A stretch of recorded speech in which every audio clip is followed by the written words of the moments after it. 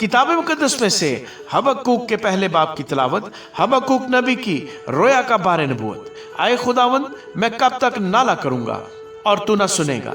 मैं तेरे हजूर कब तक चलाऊंगा जुल्म जुल्म और तू ना बचाएगा? तो क्यों मुझे बदकरदारी और कज रफ्तारी दिखाता है? क्योंकि जुल्म और सितम मेरे सामने है, फितना और फसाद बर्पा होते रहते हैं। इसलिए शरीयत कमजोर हो गई और इंसाफ मुतलक जारी नहीं होता, क्योंकि शरीर साधकों को घेर लेते हैं। बस इंसाफ का खून हो रहा है। कौमों पर नजर करो और देखो और मुताज्जब हो, क्योंकि मैं तुम्हारे अयाम में एक ऐसा काम करने को हूं कि अगर कोई तुमसे उसका बयान करे तो तुम हरगिज बावर ना करोगे। क्योंकि देखो, मैं कसदियों को चढ़ा लाऊंगा, वो तुर्श रो और तुंद मजाज कौम है, वुसअते जमीन से होकर गुजरते हैं ताकि उन बस्तियों पर जो उनकी नहीं है कब्जा कर ले। वो डरावने और हैबतनाक हैं, वो खुद ही अपनी अदालत और शान का मस्दर हैं। उनके घोड़े चीतों से भी तेज रफ्तार और शाम को निकलने वाले भेड़ियों से ज्यादा खूनखार हैं, और उनके सवार कूदते फांदते आते हैं। हाँ, वो दूर से चले आते हैं। वो काब की मानद है जो अपने शिकार पर झपटता है। वो सब गारतगरी को आते हैं, वो सीधे बड़े चले आते हैं, और उनके असीर रेत के जरों की मानद बेशुमार होते हैं। वो बादशाहों को ठट्ठों में उड़ाते और उमरा को मस्खरा बनाते हैं। वो कलों को हकीर जानते हैं, क्योंकि वो मिट्टी से दमदमे बांधकर उनको फतह कर लेते हैं। तब वो गिरदबाद की तरह गुजरते और खता करके गुनहगार होते हैं, क्योंकि उनका जोर ही उनका खुदा है। ऐ खुदावंद मेरे खुदा, ऐ मेरे कद्दूस, क्या तू अजल से नहीं है? हम नहीं मरेंगे। ऐ खुदावंद, तूने उनको अदालत के लिए ठहराया है, और ऐ चट्टान, तूने उनको तादीब के लिए मुकर्रर किया है। तेरी आंखें ऐसी पाक हैं कि तू बदी को देख नहीं सकता और कज रफ्तारी पर निगाह नहीं कर सकता। फिर तू दगाबाजों पर क्यों नजर करता है? और जब शरीर अपने से ज्यादा सादक को निगल जाता है, तब तू क्यों खामोश रहता है और बनी आदम को समंदर की मछलियों और कीड़े मकोड़ों की मानद बनाता है, जिन पर कोई हुकूमत करने वाला नहीं? वो उन सबको सुस्त से उठा लेते हैं और अपने जाल में फंसाते हैं और महाजाल में जमा करते हैं। इसलिए वो शादमान और खुश वक्त हैं, इसीलिए वो अपने जाल के आगे कुर्बानियां गुजरानते हैं और अपने महाजाल के आगे बखूर जलाते हैं, क्योंकि इनके वसीले से उनका बकरा लजीज और उनकी गजा चर्ब है। बस क्या वो अपने जाल को खाली करने और कौमों को मतवातर कत्ल करने से बाज ना आएंगे? आमीन। किताब मुकद्दस में से हबक्कूक के दूसरे बाब की तिलावत। मैं अपनी दीदगाह पर खड़ा रहूंगा और बुर्ज पर चढ़कर इंतजार करूंगा कि वो मुझसे क्या कहता है, और मैं अपनी फरियाद की बाबत क्या जवाब दूं। तब खुदावंद ने मुझे जवाब दिया और फरमाया कि रोया को तख्तियों पर ऐसी सफाई से लिख कि लोग दौड़ते हुए भी पढ़ सकें, क्योंकि ये रोया एक मुकर्रर वक्त के लिए है। ये जल्द वकूअ में आएगी और खता ना करेगी। अगरचे इसमें देर हो तो भी इसका मुंतज़िर है, क्योंकि ये यकीनन वकूअ में आएगी, ताखीर ना करेगी। देख, मुतकब्बर आदमी का दिल रास्त नहीं है, लेकिन सादिक अपने ईमान से जिंदा रहेगा। बेशक मुतकब्बर आदमी मैं की मानद दगाबाज है, वो अपने घर में नहीं रहता। वो पाताल की मानद अपनी हवस बढ़ाता है।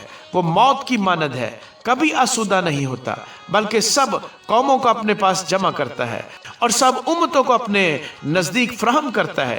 क्या ये सब उस पर मिसल न लाएंगे और तंजन न कहेंगे कि उस पर अफसोस जो औरों के माल से मालदार होता है? लेकिन ये कब तक? और उस पर जो कसरत से गिरव लेता है, क्या वो तुझे खा जाने को अचानक न उठेंगे और तुझे मुस्तरब करने को बेदार न होंगे? और तू उनके लिए लूट ना होगा, चूंकि तूने बहुत सी कौमों को लूट लिया और मुल्क व शहरों बाशिंदों में खून रेजी और सितमगरी की है। इसे बाकी मानदा लोग तुझे गारत करेंगे। उस पर अफसोस जो अपने घराने के लिए नाजायज नफा उठाता है, ताकि अपना आशियाना बुलंदी पर बनाए और मुसीबत से महफूज रहे। तूने बहुत सी उम्मतों को बर्बाद करके अपने घराने के लिए रुसवाई हासिल की और अपनी जान का गुनहगार हुआ, क्योंकि दीवार से पत्थर चलाएंगे और छत से शहतीर जवाब देंगे। उस पर अफसोस जो कस्बे को खून रेजी से और शहर को बदकरदारी से तामीर करता है। क्या ये रब्बुल अफ़वाज की तरफ से नहीं कि लोगों की मेहनत आग के लिए हो और कौमों की मुशक्कत बतालत के लिए? क्योंकि जिस तरह समंदर पानी से भरा है, उसी तरह जमीन खुदावंद के जलाल के अरफान से मामूर होगी। उस पर अफसोस जो अपने हमसाये को अपने कहर का जाम पिलाकर मतवाला करता है ताकि उसको बेपर्दा करे। तो इज्जत के एवज रसवाई से भर गया है, तो भी पीकर अपनी नामख्तूनी जाहिर कर खुदावंद के दाहिने हाथ का प्याला अपने दौर में तुझ तक पहुंचेगा और रसवाई तेरी शौकत को ढांप लेगी। चूंकि तूने मुल्क को शहरों बाशिंदों में खून रेजी और सितमगरी की है, इसलिए वो ज्यादती जो लुबनान पर हुई और वो हलाकत जिससे जानवर डर गए तुझ पर आएगी। खोदी हुई मूरत से क्या हासिल कि उसके बनाने वाले ने उसे खोद कर बनाया। ढाली हुई मूरत और झूठ सिखाने वाले से क्या फायदा कि उसका बनाने वाला उस पर भरोसा रखता और गूंगे बुतों को बनाता है। उस पर अफसोस जो लकड़ी से कहता है जाग, और बेजुबान पत्थर से कि उठ, क्या वो तालीम दे सकता है? देख, वो तो सोने चांदी से मड़ा है, लेकिन उसमें मुतलक दम नहीं। मगर खुदावंद अपनी मुकद्दस हैकल में है, सारी जमीन उसके हजूर खामोश रहे। आमीन। किताब मुकद्दस में से हबक्कूक के 30 बाब की तिलावत। शिगायूनूत के सुर पर हबक्कूक नबी की दुआ। आए खुदावंद, मैंने तेरी शोहरत सुनी और डर गया। आए खुदावंद, इसी जमाने में अपने काम को बहाल कर, इसी जमाने में उसको जाहिर कर।